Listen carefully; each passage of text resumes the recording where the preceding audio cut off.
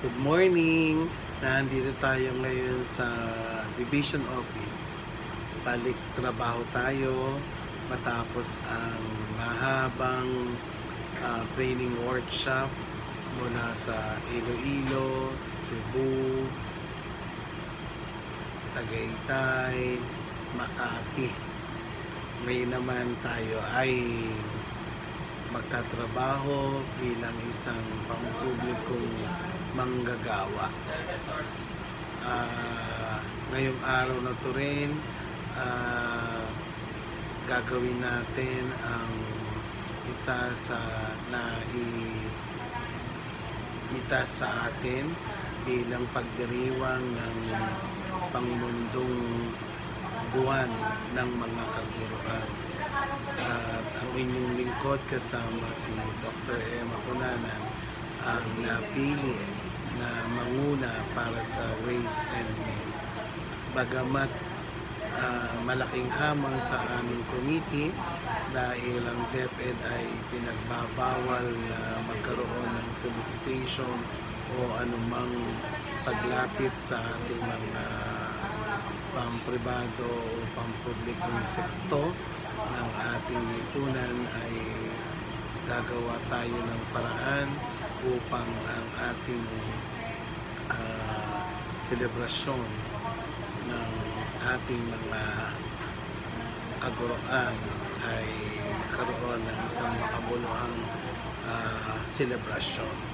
At ngayon ding hapon, umagang ito, ay gagawin namin yung accomplishment report. Actually, naumpisahan ko na nung Friday yung accomplishment report na kung saan ay naka-align sa EPS-CRA ng lahat ng mga nagawa ng buong September.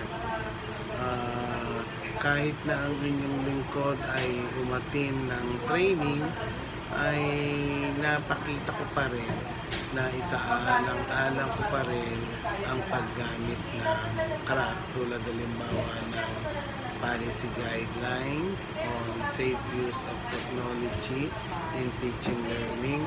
So ipinasok ko rin yan sa aking CRA, sa aking EPS CRA. So hindi nawawala ang mga tungkulin natin at mga dapat natin gawin kahit na tayo ay umaattend ng isang training workshop. Maging ito man ay pang buong bansa, pang rehiyon, pang division, ay laging nakaangkla sa ating CRA. At ngayon nga ay gagawin namin ang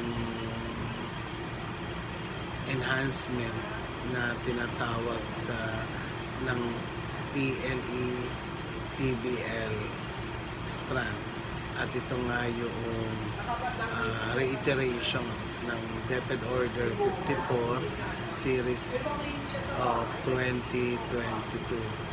Napakahalaga ng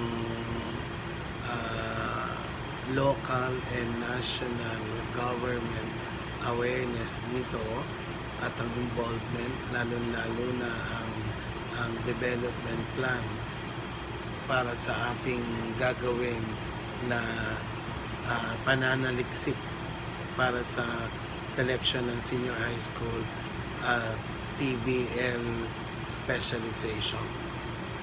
Alinsunod nito ang isa sa mga tinatawag nating critical reference point for better understanding the long-term and strategic objective set by our national and local government.